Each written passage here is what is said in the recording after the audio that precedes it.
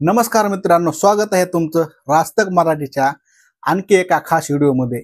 मी आहे राज आणि आज आपण पाहणार आहोत महाराष्ट्राच्या राजकारणातील ताज्या घडामोडीत ज्यात एकनाथ शिंदे चारही बाजूंनी देवेंद्र फडणवीसांनी तयार केलेल्या जाळ्यामध्ये कशा प्रकारे अडकले आहेत आणि कसे ते आता दिल्ली गाठताना आपल्याला दिसत आहेत। आजच्या थंबनेलवरून तुम्हाला समजत असेल की नक्की एकनाथ शिंदे अडकले तरी कसे फडणवीसाच्या जाळ्यामध्ये। बरं, ही सत्याच्या रंगमंचावरची खरी कथा काय आहे, खरी कहाणी काय आहे, आज ती आपण सविस्तर जाणून घेणार आहोत। सध्या एकनाथ शिंदे हे दिल्लीमध्ये आहेत। केंद्रीय गृहमंत्री आणि अमित शहाची भेट मागत आहेत। ती भेट मिळेल का यावर प्रश्नच आहे। पण तिथे जाण्याचे कारणे काय आहेत, भाजपच्या महाराष्ट्रातील विरोध, काय खास नेत्यांची तक्रार किंवा मुख्यमंत्र्याच्या विरोधात आपल्या नाराजीचा मुद्दा त्यांना नक्कीच मांडायचा आहे। देवेंद्र फडणवीसांनी कसं एकनाथ शिंदे यांना आपल्या जाळ्यात अडकवलंय आणि एकनाथ शिंदे यांना सध्या बाहेर पडण्याचा मार्ग दिसतोय का, त्याआधी आपण पाहूया। राज ठाकरे आणि उद्धव ठाकरे यांनी जो नीट अँड क्लीन रणनीती आखली आहे, त्यांनी शिवसेनेचा मराठी मुद्दा हायजॅक केला। हे एकनाथ शिंदेसाठी फार मोठं आव्हान आहे, कारण आता शिवसेनेच्या नावाचा फायदा जरी त्यांना मिळत असला, जरी त्यांच्याकडे पक्षचिन्ह असलं, जरी त्यांच्याकडे धनुष्यबाण असला, तरी त्यांना आता महाराष्ट्रातली जनता कितपत शिव करेल हे मोठे आव्हानच आहे, प्रश्नचिन्हच आहे।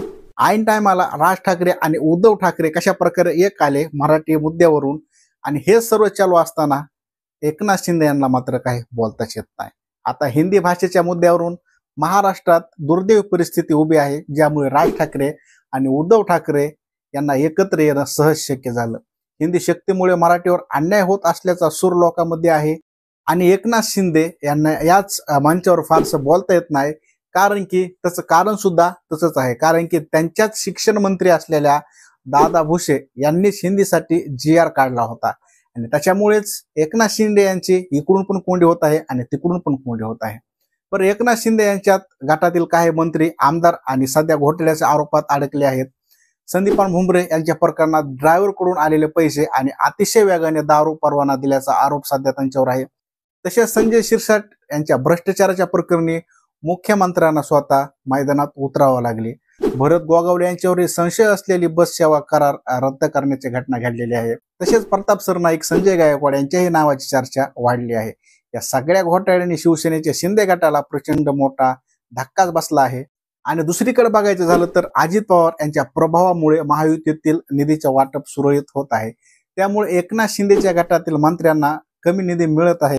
यामुळे मंत्र्यांमध्ये असंतोष निर्माण झाला असून त्यांचं मन उद्धव ठाकरे किंवा भाजप समोर फिरण्याचा धोका मात्र वाढत आहे। कारण सत्तेसाठी नेते काही करू शकतात, ते उद्धव ठाकरे गटामध्ये जाऊ शकतात किंवा भाजपमध्ये जाऊन ते आपली भाकरी फिरवू शकतात। सध्याची परिस्थिती असं दाखवते की राज ठाकरे व उद्धव ठाकरे हे अधिक बळकट होऊन एकनाथ शिंदे यांच्याशी स्पर्धा वाढवणार आणि त्यांना हे जड जाणार। काही आमदार आणि मंत्री सगळ्या राजकीय खेळामध्ये या बदलासाठी विचार करण्यामध्ये प्रवृत्त आहेत। एकनाथ शिंदे यांच्यावर दबाव काळानुसार वाढणार आणि भाजप देवेंद्र फडणवीस यांच्या नेतृत्वाखाली त्यांना कोंडीत अडकवले जाण्याची शक्यता मात्र जास्त।